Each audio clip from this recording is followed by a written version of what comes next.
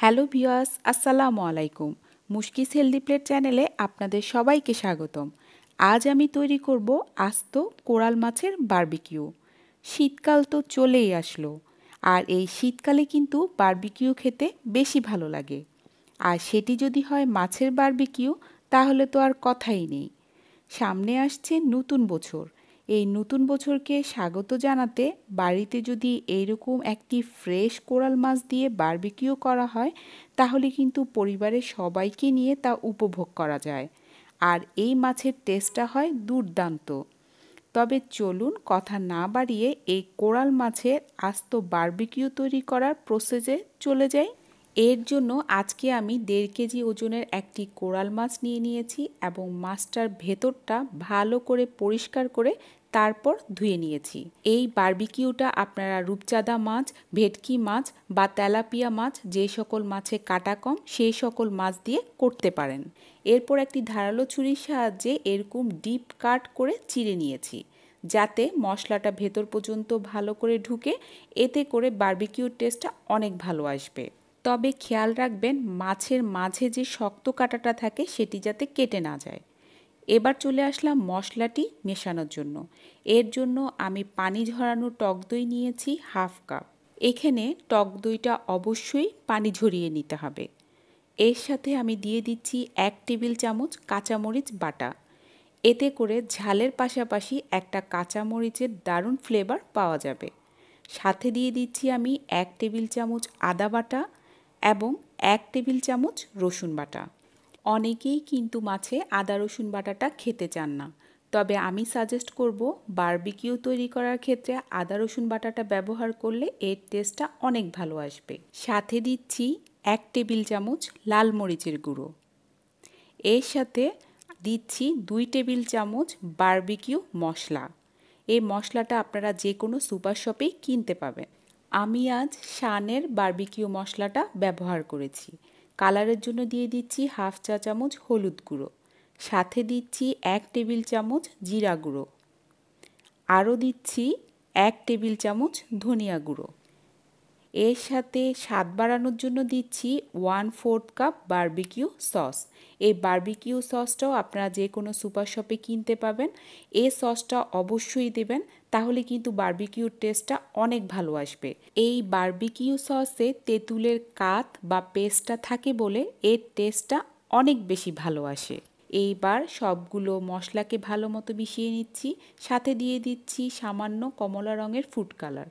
এটি অপশনাল, এটি চাইলে আপনারা বাদ দিতে পারেন। এবার সবগুলো মশলাকে মাখিয়ে আমি মাছটি মেরিনেশন করতে চলে আসলাম। মাছটিকে প্রথমেই আমার লেবুর রস দিয়ে মেরিনেট করে নিতে হবে। যেহেতু কোরাল মাছটা সামুদ্রিক মাছ, তাই এর মধ্যে এক ধরনের আষ্টে গন্ধ থাকে। সাথে দিয়ে দিচ্ছি 1 টেবিল চামচের মতো লবণ। এখানে টোটাল পুরো মাছটার জন্য আমার লাগছে 2 টেবিল চামচ লেবুর রস এবং 2 টেবিল চামচ লবণ। মাছে যদি লবণ এবং ঝালের পরিমাণটা ঠিক মতো না হয়, তাহলে কিন্তু বারবিকিউর টেস্টটা ভালো আসে না। পুরো লেবুর রসটা দিয়ে দিলাম, সাথে আরও 1 টেবিল চামচ লবণ দিয়ে মাছটাকে ভালো মতো আমি মাখিয়ে নিচ্ছি। এই লেবুর রসের পরিবর্তে আপনারা সাদা ভিনেগারটাও ব্যবহার করতে পারেন। এই লেবুর রসটা ব্যবহার করার কারণে মাছটা অনেক বেশি সফট হবে এবং মাছের আষ্টে গন্ধটাও চলে যাবে। ভালো করে মেখে নেওয়ার পর আমি আধা ঘন্টা অপেক্ষা করছি। ফিরে আসলাম আধা ঘন্টা পর। এবার মেখে রাখা মশলাটা মাছের উপরে দিয়ে দিচ্ছি। এই মশলাটা কিন্তু অবশ্যই ঘন করে মাখাতে হবে। কোনোভাবে এর সাথে পানি ব্যবহার করা যাবে না, কারণ মশলাটা যদি পাতলা হয় তাহলে কিন্তু মশলাটা মাছের গা বেয়ে নিচে নেমে যাবে, তাহলে খেতে বারবিকিউটা ভালো লাগবে না। আর দেখুন আমি মশলাটাকে আঙ্গুল দিয়ে চিড়ে নেওয়া অংশগুলোর ভেতরে এভাবে ঢুকিয়ে দিচ্ছি, তাহলে মশলাটা মাছের ভেতরে ভালো মতো ঢুকবে এবং এর টেস্টটাও অনেক ভালো আসবে। দেখুন আমি মশলাটা কিন্তু পেটের ভেতরে এভাবে আঙ্গুল দিয়ে ভালো করে ঢুকিয়ে দিচ্ছি। মাথাটার ভেতরেও ভালো করে লাগিয়ে নিতে হবে। পুরো মাছের এপিঠ ও পিঠে মশলাটা ভালো করে মেখে নিচ্ছি।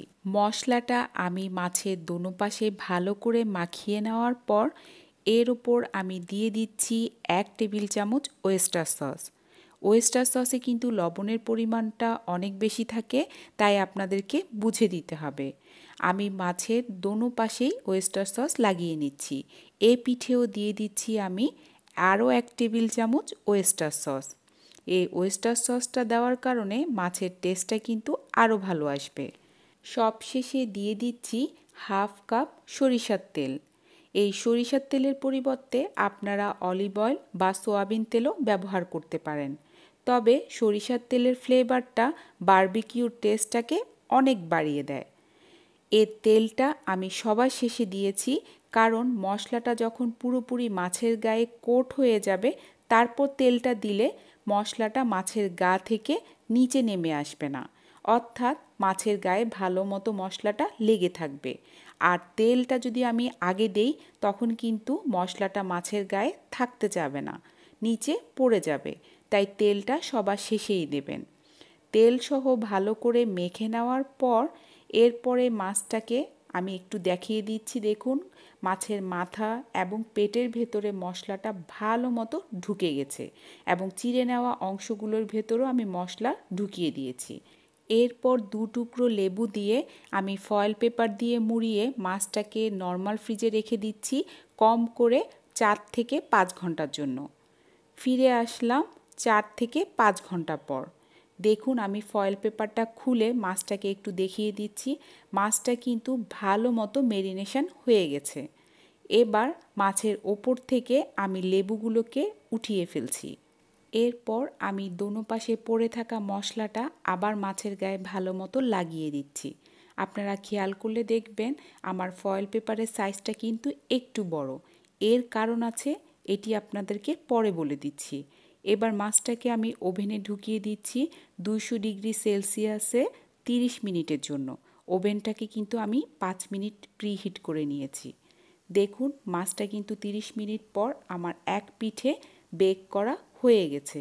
এবার মাছটিকে আমি উল্টে দেব, অর্থাৎ অপর পিঠ হওয়ার জন্য মাছটিকে আমি ঘুরিয়ে দেব এবং ফয়েল পেপারটা বড় থাকার কারণে এভাবেই সহজে আমি মাছটাকে উল্টে দিতে পারছি।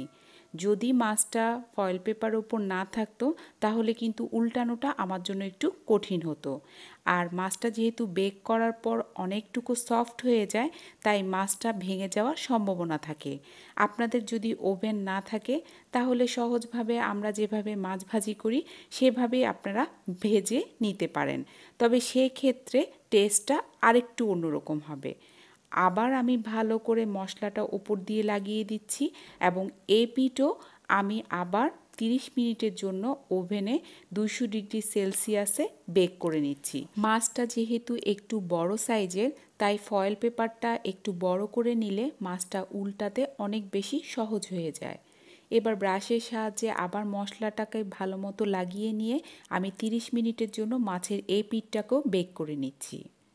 এই ফাঁকে চলে আসুন আমরা কিছুটা ভেজিটেবল সতে করে নিই। এর জন্য আমি 1 টেবিল চামচ বাটার দিয়ে দিয়েছি।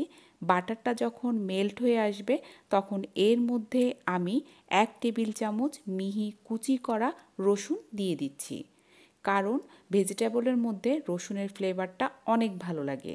রসুনটা যখন হালকা লালচে হয়ে আসবে তখন এর মধ্যে আমি আগে থেকে কেটে ভাপিয়ে রাখা কিছু ভেজিটেবলস দিয়ে দেব। এখানে কিছু ব্রোকলি, আলু, ফুলকপি, গাজর এই সকল ভেজিটেবল রয়েছে। যেহেতু শীতকাল সেহেতু বিভিন্ন ধরনের ভেজিটেবলই বাজারে পাওয়া যায়, আপনারা আপনাদের পছন্দ মতো নিয়ে নিতে পারেন। সাথে দিয়ে দিচ্ছি পরিমাণ মতো লবণ এবং কিছুটা পরিমাণ কালো গোলমরিচের গুঁড়ো। যেহেতু এই সবজিগুলো আমরা বাটারের মধ্যে সতে করে নিচ্ছি, তাই ভেজিটেবলগুলো খেতে অনেক বেশি মজার হয়। দিয়ে দিলাম সাথে কিছুটা পেঁয়াজ এবং ক্যাপসিকাম। এবার সবগুলো সবজিকে আমি চুলার আঁচটাকে একদম ফুলে রেখে নেড়ে চেড়ে সামান্য সতে করে নেব। বেশিক্ষণ রাখার দরকার নেই, তাহলে কিন্তু সবজিগুলো একদম নরম হয়ে যাবে, তখন খেতে ভালো লাগবে না। সবজিগুলো ক্রাঞ্চি থাকা অবস্থায় আমি গরম গরম নামিয়ে মাছের সাথে পরিবেশন করছি। দেখুন মাছটা কিন্তু আমার বেক করা হয়ে গেছে। এবার আমি একটি ডিশে উঠিয়ে ওপর দিয়ে ক্যাপসিকাম দিয়ে মাছটিকে পরিবেশন করে দেখাচ্ছি। দেখুন মাছটা দেখতে কতটা লোভনীয় লাগছে, আর এই মাছের টেস্ট কিন্তু কোনো অংশেই দোকানের মাছের তুলনায় কম নয়, তার চেয়ে বরং বেশি। বাড়িতে একবার ট্রাই করে দেখুন, খেতে যেমন ভীষণ মজা, আমার ধারণা পরিবারের সকলে অনেক বেশি পছন্দ করবে। মাছটার ভেতরটা দেখুন কতটা সফট হয়েছে এবং মশলাটাও পারফেক্টলি মাছের ভেতর ঢুকে গেছে। এর টেস্টটা কিন্তু অসাধারণ। আশা করছি আজকের রেসিপিটি আপনাদের কাছে অনেক ভালো লেগেছে। সবাই ভালো থাকবেন। আল্লাহ হাফেজ।